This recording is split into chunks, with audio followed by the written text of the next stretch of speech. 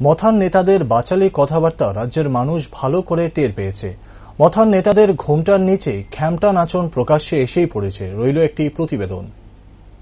ত্রিপুরা মথার নামে বদনাম করে বক্সনগর কেন্দ্রে বিজেপির সমর্থনে প্রচার করছে বক্সনগর কেন্দ্রের ত্রিপুরা মথা বিজেতা প্রার্থী আব্দুল খায়ের। এ বিষয় নিয়ে শনিবার সাংবাদিক সম্মেলন করলেন ত্রিপুরা মথা অনুমোদিত ত্রিপুরা সিটিজেন ফেডারেশন।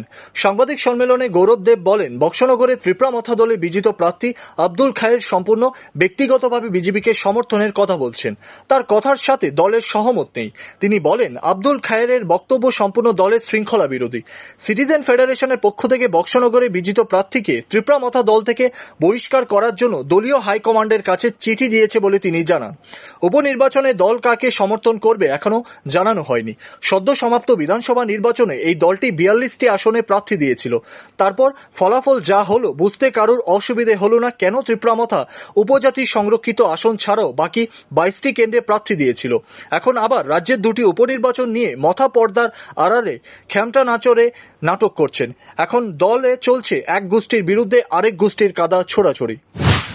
কিংবা উনি পার্টির লাইনে না থেকে উনি সম্পূর্ণ একটা ব্যক্তিগত মতামত পার্টির বলে চালিয়ে যাওয়ার একটা চেষ্টা নিয়েছেন এবং যা বিভিন্ন রাজ্যের বিভিন্ন social media, electronics media, print media প্রচার হয়েছে। আমরা পরিষ্কার দায়িত্বহীন কণ্ঠে আপনাদের মাধ্যমে রাজ্যবাসীকে বলতে চাই, গতকালকে ত্রিপুরা মথা দলের পক্ষ হয়ে কিংবা বক্সনগরের বিজিত প্রার্থী আবু খায়ের যেটা বলেছে তার এটা সম্পূর্ণ উনার ব্যক্তিগত মতামত। এর সঙ্গে পার্টির কোনরূপ বিন্দু বিসর্গ যোগ সাজেশ নেই এবং আমরা উনার এই বক্তব্যটাকে আমরা পার্টির শৃঙ্খলা বিরোধী হিসাবে আমরা চিহ্নিত করেছি। আমরা আমাদের হাইকমান্ডকে জানিয়েছি এবং আমরা টিসিএফ এর পক্ষ থেকে উনাকে সাসপেন্ড করার জন্য আমরা আমাদের প্রস্তাব পাঠিয়ে দিয়েছি। আমরা বলতে চাই যে পার্টি ত্রিপুরা মথা পার্টি এখনো কাকে সমর্থন করবে, কি করবে সেটা অফিসিয়ালি এখনো জানানো হয়নি। যখন সময় হবে উপযুক্ত সময়ে সেখানে আমাদের পার্টির হাইকমান্ডরা আছেন, প্রেসিডেন্ট আছেন, আমাদের মহারাজ আছেন কিংবা বিরোধী দলনেতা আছেন, ওনারা সঠিক সময়ে আপনাদের মাধ্যমে সেটা রাজ্যের মানুষের কাছে পৌঁছে দেবেন। কিন্তু গতকালকের বক্তব্যকে ত্রিপুরা মথা বা ত্রিপুরা সিটিজেন ফেডারেশনের বলে বিভিন্ন সোশ্যাল মিডিয়া যেটা প্রচার হয়েছে এটা আমরা খণ্ডন করছি।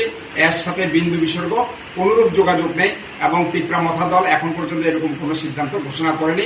এটা সম্পূর্ণ উনার ব্যক্তিগত মতামত এবং সম্পূর্ণ ব্যক্তিগত মতামতকে পার্টির বলে চালিয়ে দেওয়ার একটা অপচেষ্টা হচ্ছে। বিধানসভার অধ্যক্ষ নির্বাচনেও এই দলটি বিরোধীদের সঙ্গে আছি সুরে কথা বলছেন। তারপর যখন অধ্যক্ষ নির্বাচন প্রক্রিয়া শুরু হলো তখন বিধানসভা বসার আসন নিয়ে নাটক শুরু করলেন। এই আসনে আর বসা যাবে না, কিন্তু মথার বিধায়করা এখন এই আসনেই বসছেন।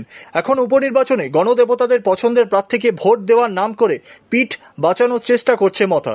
কারণ এইবার উপনির্বাচনে মথা প্রতিদ্বন্দ্বিতা করলে তৃতীয় স্থানে চলে যেত, অভিমত রাজনৈতিক বিশ্লেষকদের। আগরতলা প্রেস ক্লাবে উপস্থিত ছিলেন সংগঠনের কনভেনার প্রাক্তন বিধায়ক তাপস দে, সংগঠনের সাধারণ সম্পাদক সুমিত বসু সহ অন্যান্যরা। Bureau report, rising Tripura.